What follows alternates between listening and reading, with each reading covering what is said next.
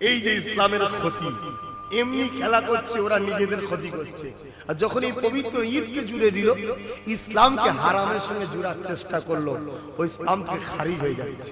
ও যদি তওবা না করে, শরীর থেকে ঈমানটা বেরিয়ে যায়, মাথার উপরে ঘুরতে থাকে। যতক্ষণ না তওবা করে ততক্ষণ ঈমান আসে না।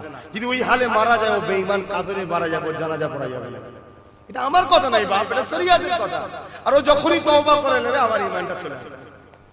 এই তওবা করার সুযোগ যদি আল্লাহ না দেয়,